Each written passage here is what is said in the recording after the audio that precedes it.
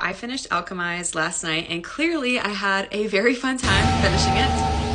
I wanted to do an in-depth review now that I have completed this book. I will be referring to my Goodreads review. I will say that this is one of the most heartbreaking, devastating, beautiful books I've ever read in my life, which is a lot of things to put together. To say that I enjoyed it is a weird adjective because I was in pain 90% of the book. I would say that this book makes you work for the ending because it's not a romance story. It is a story of war, loss, and morally gray characters trying their best to survive in the world that they are thrust into. So when we look into Helena and the thoughts that I had about her, I have never related to a female protagonist so much in my life, and I could never kid myself and say that I have the same selflessness as her because girl, I would have been like, fuck the resistance 5,000 times ago. I really appreciated the way that Lin Yu depicts depression and anxiety and loneliness within Helena because I found that very, very relatable. My only frustrations around Helena, and I think this is something that has to do more with the world building within the book, is that her relationship with Luke, it's always told to us that it's very deep,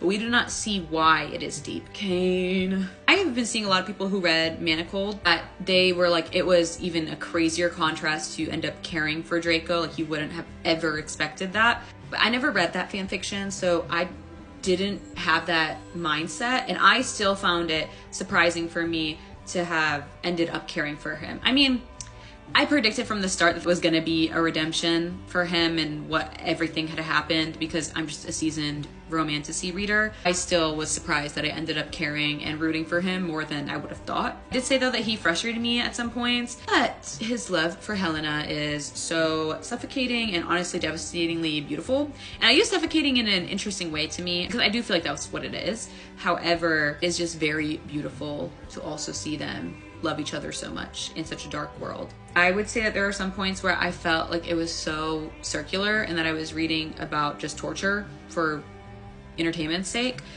But I also can understand that that is probably the whole point of the book, that it is mentally exhausting to read all of that, and that is what they're going through.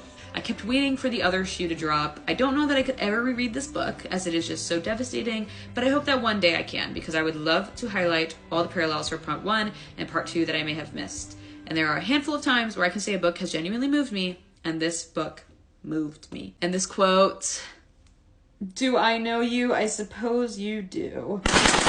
Genuinely, every time I look at it, I start tearing up because it is just so, yeah, loved it.